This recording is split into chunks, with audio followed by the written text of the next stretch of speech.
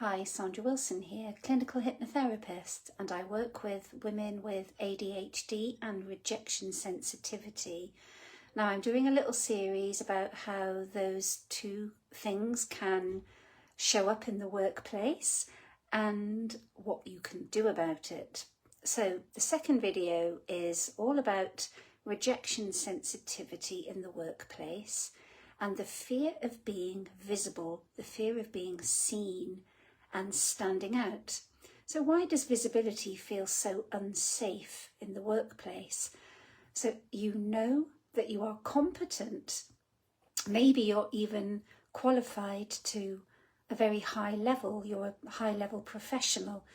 I've worked with many women in the law profession who struggle with crazy imposter syndrome. For example, female doctors, women in highly qualified, very professional jobs, and they often feel like, just like they don't deserve to be there.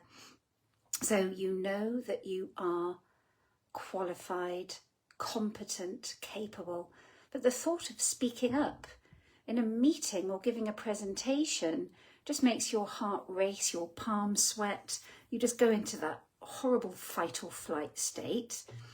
And it's easy to just assume that that's stage fright, but it's often caused by a deeper level of fear, which is rejection sensitivity. And it can be very, very scary, and often it prevents you from agreeing to do those presentations, agreeing to speak up and just put forward your views in a meeting.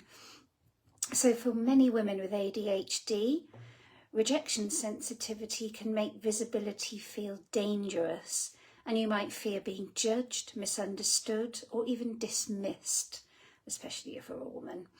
And that fear triggers the freeze response in the nervous system, which is your brain trying to protect you from perceived rejection.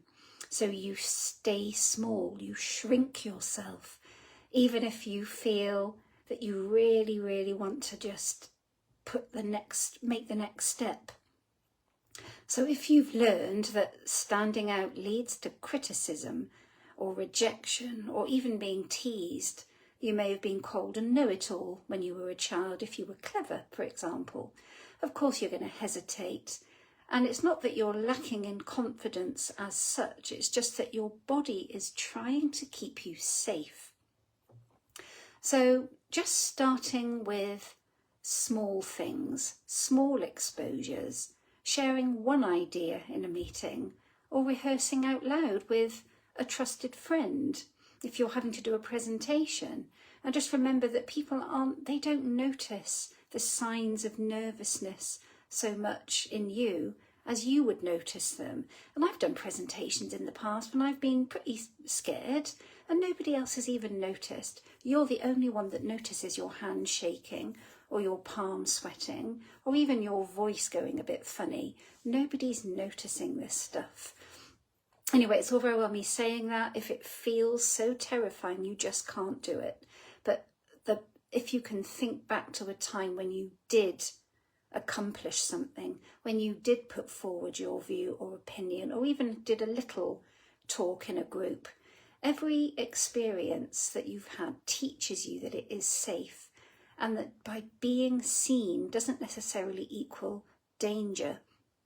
So if you decide that you would like to work with me, we work on helping your nervous system to regulate, and through trauma-informed hypnotherapy, which is what I do, we work together toward helping you feel that visibility is in fact very empowering and can help you in your career rather than a terrifying barrier. So just imagine stepping into opportunities in your career, feeling calm and confident instead of this blind panic that people are going to be looking down on you or judging you or considering that you don't deserve to be in the role. The shift is possible. You don't always have to feel like an imposter. And if any of this resonates with you, drop me a DM. Bye for now.